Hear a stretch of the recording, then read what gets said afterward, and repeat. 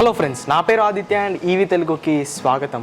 Friends, ప్రస్తుతం మనం లక్ష్మీ రెడ్డి గారి ఇంట్లో అయితే ఉన్నాము. సో రీసెంట్గా ఈయనకు సంబంధించిన 2 ఎలక్ట్రిక్ వెహికల్స్ గురించి ఒక వీడియో చేయడం జరిగింది. అది చూడకపోతే దాని లింక్ డిస్క్రిప్షన్లో ఉంది, వెంటనే వెళ్ళి చూసేయండి. ఈ వీడియోలో ఏంటంటే ఈయనకి ఓలా S1 Pro MG-ZS EVతో పాటు వీరి ఇంట్లో వీరు సోలార్ సెటప్ని కూడా సెటప్ చేసుకున్నారు. అంటే ఎలక్ట్రిక్ వెహికల్స్ని వాడుతూ ఎన్విరాన్మెంట్ని సేవ్ చేస్తూ ఎలక్ట్రిసిటీని కూడా ఈ సోలార్ పవర్తో వీరు సేవ్ చేయడం జరుగుతుంది. సో ఈ వీడియోలో ఈ లక్ష్మీ రెడ్డి గారు ఎలా సెటప్ చేశారు, ఈయన ఎంత కిలోవాట్ని ఇన్స్టాల్ చేస్తున్నారు, ఆ సోలార్ పవర్తో ఈ వెహికల్స్ని కూడా ఆయన చార్జ్ చేస్తున్నారా లేదా అసలు ఈయన కాన్సెప్ట్ ఏంటో ఈ వీడియోలో తెలుసుకుందాము. హలో అండి లక్ష్మీ రెడ్డి గారు, మీ వీడియోకి చాలా మంచి రెస్పాన్స్ వచ్చిందండి. ఆ స్ఫూర్తితోనే ఈ వీడియో చేయడం కూడా జరుగుతుంది. మీరు సోలార్ సెటప్ పెట్టుకోవడం అనేది ఒక మంచి విషయం. దాంతోపాటు మీరు 2 ఎలక్ట్రిక్ వెహికల్స్ని వాడుతున్నారు, ఇది కూడా చాలా మంచి విషయం. సో ఈ వీడియోలో మా వ్యూవర్స్కి మీరు అసలు ఆ సోలార్ సెటప్ ప్లస్ ఈ ఎలక్ట్రిక్ వెహికల్స్కి ఉన్న ఆ కనెక్షన్ ఏంటి, ఆ సోలార్ ఎనర్జీతో ఈ ఎలక్ట్రిక్ వెహికల్స్కి ఉన్న ఖర్చుని కూడా ఎలా తగ్గించుకోవచ్చో మీరు కొంచెం ఎక్స్ప్లెయిన్ చేయండి. అండ్ మీ సోలార్ సెటప్ గురించి కొంచెం ఏదో కాంప్లికేటెడ్ అని కూడా నేను విన్నాను, దాని గురించి కూడా మీరు ఎక్స్ప్లెయిన్ చేయండి దీంట్లో. వెళ్ళి చూసి మీకు ఎక్స్ప్లెయిన్ చేస్తాను. ఓకే. సో ఫ్రెండ్స్, ఇప్పుడు ఆ సోలార్ సెటప్ దగ్గరికి అయితే వెళ్దాం మనము. వెళ్ళి అసలు వీరు ఎలా సెటప్ చేశారు. అండ్ ఇంకో విషయం ఇక్కడ ఏంటంటే ఈ లక్ష్మీ రెడ్డి గారు ఎలాంటి టెక్నీషియన్స్ అనేది యూజ్ చేయలేరు, వీరికున్న నాలెడ్జ్తోనే ఈ సోలార్ అనేది వారు సెటప్ చేసుకోవడం జరిగింది. సో అదేలా సెటప్ చేశారు ఈ వీడియోలో మీకు అది కూడా చూపిస్తాను. ఇప్పుడు వెళ్ళిపోదాం పదండి. సో ఫ్రెండ్స్, ఇప్పుడు మనం ఈ లక్ష్మీ రెడ్డి గారి టెర్రస్ పైన అయితే ఉన్నాము. ఈయన ఈ బిల్డింగ్కి ఓనర్ అయితే కాదు, టెనెంట్ అన్నమాట. ఒక టెనెంట్కి వీరి ఇంటి పైన సోలార్ పెట్టుకునే పర్మిషన్ కూడా ఇచ్చారన్నమాట. సో లక్ష్మీ రెడ్డి గారు చెప్పండి, ఇది ఎన్ని కిలోవాట్, దీన్ని సెటప్ చూస్తే ఒక జుగాడ్లా ఉంది, ఏంటి అసలు దీని కరెక్ట్? ఇది 550 వాట్స్ అండి. ఓకే, 1 కిలోవాట్ కూడా కాదు, 1 కిలోవాట్ 0.55 కిలోవాట్. ఓకే. దీన్ని ఎప్పుడు తీసుకున్నారు మీరు ప్యానల్? మేము 2015 నుంచి వాడుతున్నాం. ఓకే, 2015 నుండి. ఇక్కడ ఎప్పుడు సెటప్ చేశారు ఈ సెటప్ని? ఒక 4-5 నెలల క్రితమేనండి, మేము కొత్తగా వచ్చాము ఇక్కడికి. Okay okay. సో ఈ ఇంటి ఓనర్ కూడా పెట్టుకోమన్నారు. ఓకే. మేము వచ్చే అక్కడి నుంచి తీసుకొని వచ్చాము ఇక్కడ ఫిట్ చేసాం. ఓకే, నాకు చిన్న డౌట్ ఉంది. ఇప్పుడు ఒక్కసారి సోలార్ సెటప్ చేసామనుకో మన ఇంటి పైన, ఒక 25 to 30 years వరకు అది అక్కడే ఉంటుంది ఫిక్స్గా.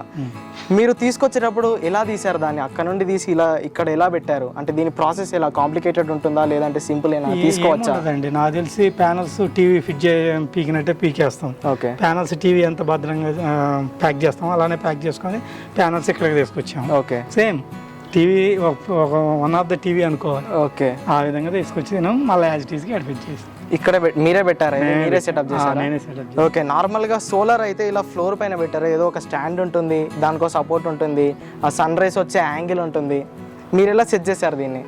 ఇది ఫ్లోర్ పైన పెట్టినా ఒక స్టాండ్ పెట్టాల్సిన అవసరం లేదు నా ఒపీనియన్ అయితే. ఓకే. ఎందుకంటే మార్నింగ్ 6కి మీకు సోలార్ సన్ రైస్ చాలా 20-15 యాంగిల్లో వస్తాయి. సో ఆ యాంగిల్లో మీకు అన్నిటి మీద ఎక్కువ ఇంటెన్సిటీతో కూడా పడవు. ఓకే. పడ్డాయి కొద్దీ పడతాయి అట్లా. సో ఇప్పుడు చుట్టూరు టెర్రస్ వాల్ ఉంది కాబట్టి ఆ మందం ఒక హాఫ్ అన్ అవర్ మనకి రాదు, 99%. హాఫ్ అన్ అవర్ తర్వాత మీకు సన్ రైజ్ అయితే కొద్దికి మీకు అప్ టు 4:30 దాకా పడుతూనే ఉంటాయి. ఓకే. సో అప్పటి వరకు అవుట్పుట్ వస్తూనే ఉంటుంది. ఓకే. సో పైన పెట్టడం ఉద్దేశం ఏంటంటే కింద ఏమి తగలకుండా ఉండటానికి, ఏమి అడ్డు రాకుండా ఉండటానికి పెడతారు. ఓకే. సో ఆ స్టాండ్ అంతా లేకుండా నేను సింపుల్ సెటప్ లో పెట్టాను అనమాట. ఓకే. సో ఇప్పుడు వర్షం పడితే ఇక్కడ నీళ్ళు అనేవి నిండుతాయి ఒక 5-10 minutes అయినా కానీ, అప్పుడు వీటికి ఏం ఎఫెక్ట్ ఉండదు? ఏముండదండి, నాకు తెలిసి 5-10 minutes కూడా కాదు, ఒక 5 mm లేయర్తో నీళ్ళు ఒక సైడ్కి వెళ్ళిపోతూనే ఉంటాయి. ఓకే. సో నీళ్ళు అయితే ఆగినా ఏం కాదు. ఓకే. అండ్ ఇది ఆన్ గ్రిడ్ ఆఫ్ గ్రిడ్ అండి? ఇది ఆఫ్ గ్రిడ్. ఓకే. సో మీరు 0.5 కిలోవాట్తో ఎన్ని అప్లయన్సెస్ నడుపుతున్నారు? నేను ఇంట్లో ఎగ్జాస్ట్ ఫ్యాన్స్, లైట్స్. ఓకే. పగలైతే ఫ్రిడ్జ్ కూడా వాడతాం. ఓకే. ఈవినింగ్ 5 అయితే ఆపేస్తాం ఫ్రిడ్జ్ని. ఓకే. ఆపేసి ఆ రిమైనింగ్ బ్యాకప్ని రాత్రి 10-12 దాకా వాడతాం. ఓకే. మళ్ళీ నైట్ 12కు మనం పడుకునే టైంకి బ్యాకప్ అయిపోతుంది. ఓకే. మార్నింగ్ 5 నుంచి మళ్ళీ స్టార్ట్ అవుతుంటుంది. ఓకే. మళ్ళీ స్టార్టింగ్ 9:30-10 అలా ఫ్రిడ్జ్ ఆన్ చేస్తాం. మళ్ళీ అంటే ఫ్రిడ్జ్ బై డైరెక్షనల్, ఏసీ లేదంటే ఇన్వర్టర్ మోడ్, 2 ఒక 2-way స్విచ్ పెట్టి ఆపరేట్ చేస్తాం. ఓకే. సో ఆ టైంలో 10 కాగానే ఆటోమేటిక్గా ఇంట్లో లేడీస్కి ఒకసారి చెప్తే చాలు, వాళ్ళు 10కి ఆన్ చేస్తారు. ఈవినింగ్ 5 అయ్యేసరికి ఆఫ్ చేస్తారు. రిమైనింగ్ అంత సేమే కదా, ఎప్పుడు ప్రాసెస్ అయ్యేది. ఓకే, ఇది ఒకటే పని. ఓకే, ఇప్పుడు ఆఫ్ గ్రిడ్ అంటే దీనికి ఇన్వర్టర్ అవన్నీ ఉంటాయి, ఆ సెటప్ అంతా ఎక్కడ ఉంది? అది ఇంట్లో ఉందండి. ఓకే, చూద్దాం. రైట్. ఓకే, సో ఫ్రెండ్స్ ఇప్పుడు ఇంట్లోకి వెళ్ళి అసలు దీని సెటప్ ఏంటి, దీంట్లో ఇంకొక స్పెషాలిటీ ఏంటంటే వీరు ఎలాంటి టెక్నీషియన్ని పిలిపించలేదు. ఆయన ఇక్కడ టెంట్గా జాయిన్ అయినప్పుడు ఈ లక్ష్మీరెడ్డి గారే దీన్ని సెటప్ చేయడం అయితే జరిగింది. సో ఈయన ఏ విధంగా సెటప్ చేశారో ఇప్పుడు చూద్దాము. గైస్, మనం లక్ష్మీరెడ్డి గారి ఇంట్లోకి అయితే వచ్చాము. సో మీకు ఇందాక వైర్ చూపించాను కదా, సోలార్ ప్యానల్స్ నుండి వైర్ అనేది ఇక్కడికి వచ్చేస్తుంది. సో లక్ష్మీరెడ్డి గారు చెప్పండి, ఈ వైర్ ఇక్కడికి వచ్చాక ఎలా అవుతుంది, ఏమవుతుంది ఆ వైర్?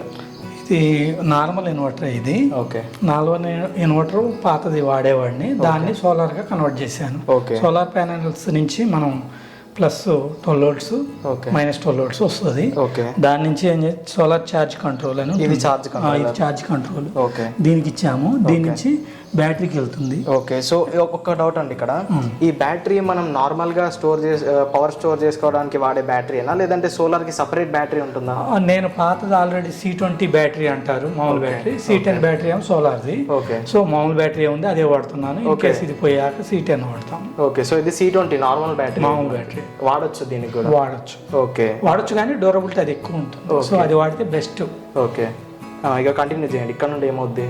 ఇది దీంట్లోంచి ఛార్జ్ కంట్రోల్ నుంచి దీనికి వస్తుంది. Okay, at the same time బైపాస్లో ఇన్వర్టర్ కూడా బ్యాటరీ నుంచి తీసుకుంటుంది. ఓకే, ఇది ఇన్వర్టర్. సో అవుట్పుట్ మళ్ళీ మనకి లైటింగ్కి వెళ్తుంది. ఓకే, సో లోడ్ అయితే వెళ్తుంటుంది ఇన్వర్టర్. ఓకే, ఇన్ కేస్ మనం ఇది 50% బ్యాటరీ ఉన్నదాకా అవుట్పుట్ ఇన్వర్టర్ తీసుకుంటుంది కదా. ఓకే, ఈ SMU ఏం చేస్తుంది అంటే 50% బ్యాటరీ అయిపోయినాక ఆటోమేటిక్గా ఆపేస్తుంది. ఓకే, ఇన్పుట్ కరెంట్ తీసుకుంటుంది నైట్ టైంలో కరెంట్ తీసుకుంటుంది. ఓకే, కానీ ఆ టైంలో ఏం చేయాలంటే ఆటోమేటిక్గా బ్యాటరీ ఛార్జ్ అయ్యింది ఇన్వర్టర్ నుంచి. మళ్ళీ అలా చేయకుండా ఒక ప్రికాషన్ తీసుకోవాలి, తీసుకుంటే ఇబ్బంది ఉండదు. మళ్ళీ మార్నింగ్ 6 కల్లా సోలార్ వస్తుంది కాబట్టి ఆ సోలార్తో ఆ ఎంటీ అయిపోయిన బ్యాటరీ సో ఫిల్ చేసుకోవడానికి అవకాశం ఉంటుంది. లేకపోతే ఏమైందంటే నైట్ అంతా మళ్ళీ కరెంట్తో ఛార్జ్ అయిపోద్ది, వేస్ట్ అయింది మళ్ళీ కరెంట్. అలా కాకుండా ఒక 2-way స్విచ్ పెట్టుకుంటే ఆ నైట్ మనం చూసుకొని జాగ్రత్తగా, అది కొద్దిగా అవగాహన ఉండాలి, చూసుకొని బంద్ చేసుకుంటే మొత్తం సోలార్ మీద రన్ చేయొచ్చు. ఓకే, సో ఇప్పుడు నైట్ టైంలో ఈ బ్యాటరీ అంతా డ్రైన్ అయిపోయాక మార్నింగ్ మనకు సన్లైట్ వస్తుంది కదా, ఆ పవర్తో ఫస్ట్ ఇది బ్యాటరీని ఛార్జ్ చేస్తుందా, లేదంటే మన అప్లయన్సెస్కి ఇస్తుందా? బ్యాటరీని ఛార్జ్ చేస్తూ అప్లయన్స్కి ఇస్తుంది. ఓకే, సైమల్టేనియస్గా చేస్తుంది.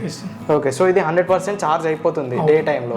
నైట్ టైంలో సూర్యుడు వెళ్ళిపోయినప్పుడు ఇది అనేది మనకి పవర్ సోర్స్గా పనిచేస్తుంది, బ్యాకప్గా పనిచేస్తుంది. ఓకే, సో ఇప్పుడు మీ ఇంటి పైన 0.5 kW సెటప్ అనేది ఉంది. ఆ సెటప్తో ఈ సెటప్తో ఎన్ని అప్లయన్సెస్ అనేది నడవచ్చు? మేము 3 ఇన్వర్టర్ ఫ్యాన్స్, ఓకే, రిమైనింగ్ అన్ని 12 watts LED బల్బ్స్ వాడతాం. ఓకే, తర్వాత పగలైతే ఫ్రిడ్జ్ కూడా వాడతాం. Okay, 230 liters double door fridge వాడతాం పగల. ఓకే, ఫ్యాన్లు అయితే కంటిన్యూగా మనం ఏ రూమ్లో ఉంటే ఆ రూమ్లో వాడుతాం. అవన్నీ inverter fans, okay, Atomberg BLDC inverter fans. Okay, so ఇప్పుడు మీరు ఈ సోలార్ నుండి వాడే ఈ అప్లయన్సెస్ ఉన్నాయి కదా, ఈ అప్లయన్సెస్ సోలార్తో కాకుండా నార్మల్గా ఎలక్ట్రిసిటీతో వాడితే ఎన్ని యూనిట్స్ కన్జ్యూమ్ అవ్వచ్చు? ఫ్యాన్ వచ్చి నేను BLDC ఫ్యాన్ కాబట్టి 28 watt పీక్లో తీసుకుంటుంది. ఓకే, మామూలుగా మనం మధ్యలో పెడితే అది 20 watt తీసుకుంటుంది. ఓకే, LED బల్బ్ అంటారా 12 watt తీసుకుంటుంది. ఓకే, ఫ్రిడ్జ్ జనరల్గా 100 watt. ఓకే, అది ఇన్వర్టర్ ఫ్రిడ్జ్ కాబట్టి. ఓకే, సో మొత్తం కలిపి ఎన్ని యూనిట్స్ అవ్వచ్చు అవి? అరౌండ్ నాకు తెలిసి అయితే డైలీ 1 unit అయితే మినిమం, తక్కువ 1 unit అబో నాకు తెలిసి ఇది 2 units జనరేట్ చేస్తుంది. ఓకే, 1 unit మీకు వీటికి వెళ్తుంది అరౌండ్.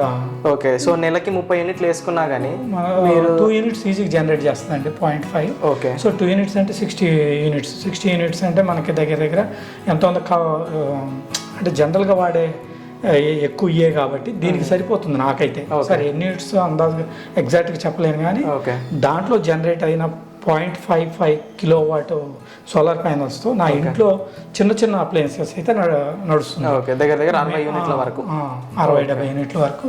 ఓకే, మీ నార్మల్ అప్లయన్సెస్కి, మీ ఎలక్ట్రిక్ వెహికల్స్కి మీరు నార్మల్ కరెంటే యూజ్ చేస్తారు? కరెంటే వాడుతున్నాం. ఓకే, ఇప్పుడు మీరు ఈ సోలార్ కెపాసిటీ ఒక 2 kW 3 kW పెట్టుకుంటే మీ ఇండ్లీ మొత్తం ప్లస్ ఆ ఎలక్ట్రిక్ వెహికల్స్కి కూడా మీరు సోలార్తో చేసుకోవచ్చు. కారుకు వాడచ్చు, ఓకే, బండికి వాడచ్చు, ఫ్రిడ్జ్కి వాడచ్చు, ఏసీకి వాడచ్చు. బ్యాకప్ పెద్దది పెట్టుకుంటే ఏసీ కూడా వాడచ్చు నైట్. బట్ బ్యాకప్ పెద్ద ఎక్కువ హెవీ బ్యాటరీస్ పెంచాలి.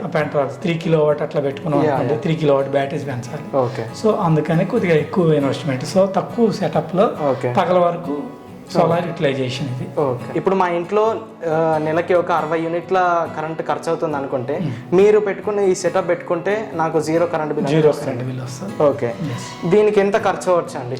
అరౌండ్ నాకు తెలిసి 12, 5, 17 అవి ఒక 40,000 లోపు అవుతాయి మొత్తం సెటప్. ఓకే, విత్ ప్యానెల్స్, ఈ batteries, inverter, DC converter 40,000. Okay, 40,000 పెట్టుకుంటే నెలకి మా ఇంట్లో 60 యూనిట్ల కరెంట్ ఖర్చు అవుతాయి అరౌండ్. ఓకే, కరెంట్ బిల్ అయితే లో సోర్స్ మీన్స్ ఫ్యాన్స్, లైట్లు, ఫ్రిడ్జ్ వరకు కన్జంప్షన్కి ఇది వాడుకోవచ్చు. ఓకే, నా కన్జంప్షన్ పెరిగిన కొద్దీ సోలార్ సెటప్ అనేది నేను పెంచాల్సి ఉంటుంది. సో మీకు ఫ్యూచర్లో ఏమైనా ప్లాన్ ఉందా అప్గ్రేడ్ చేయడానికి? సొంత ఇల్లుకి వెళ్ళినప్పుడు ఓకే ఆన్ గ్రిడ్ 5 కిలోవాట్కి వెళ్ళాలనే ఆలోచన ఉంది. ఓకే, 5 కిలోవాట్ వెళ్తే ఏంటంటే నా కార్కి, బండికి అన్నీ వెళ్తాయి. సబ్మెర్సిబుల్ వాటర్ పంప్కి వెళ్తుంది.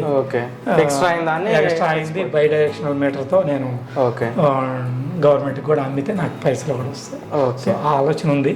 బట్ ఇప్పుడు మనం రెంట్కుంటున్నాం కాబట్టి ఆ పాసిబిలిటీ సెటప్ చేయలేం కాబట్టి ఇప్పుడైతే మీరు ఈ సెటప్తో ఎన్ని రూపాయలు సేవ్ చేసుకుంటున్నారు నెలకి? అరౌండ్ నేను అనుకోవటం అయితే నాకు కమర్షియల్, నా జ్యువెలరీ షాప్ ఉన్నప్పుడు కమర్షియల్ యూనిట్ అక్కడ. ఓకే, సో అక్కడైతే నేను 1000 దాకా సేవ్ చేశాను. సేమ్ సెటప్తో 1000 దాకా సేవ్ చేశాను. ఓకే, ఇక్కడైతే నాకు తెలిసి ఒక 800, 700 అయితే సేవ్ చేస్తున్నాను అనుకుంటున్నాను నెలకి.